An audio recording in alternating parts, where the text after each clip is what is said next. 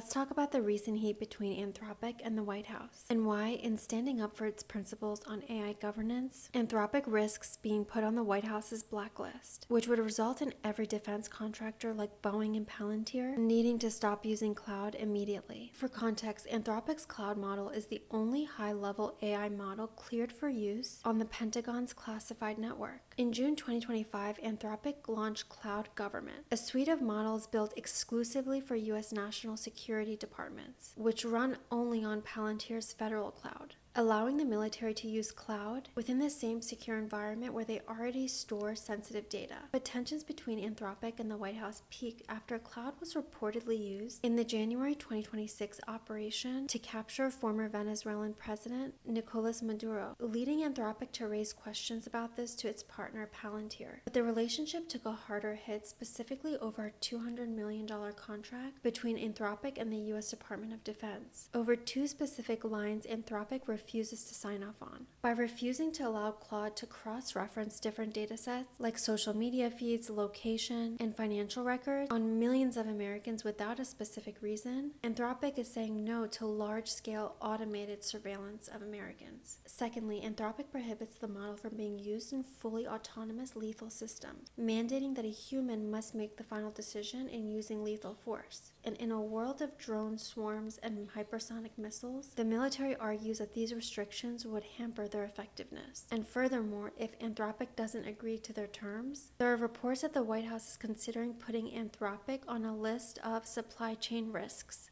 a label that's usually reserved for foreign adversaries like Huawei. And with Anthropic planning to go public later this year, a supply chain risk designation would impact its valuation and caution institutional investors. All the meanwhile, Anthropic has doubled down on its stance, putting $20 million into a PAC to support candidates that favor AI governance. While on the other hand, rivals like OpenAI, Google, and xAI have all agreed to more flexible terms for military use, leaving Anthropic isolated as the ideologic outlier in the tech industry. But some say this is more than just a dispute on the contract terms between private and government sectors. It asks a critical question for the industry as a whole. Can a public benefit corporation maintain guardrails when those guardrails conflict with the tactical goals of the state, serving as a test case for the sovereignty of AI labs? The outcome of this tense situation will likely serve as a precedent for how all future frontier models are integrated into the U.S. intelligence and military departments.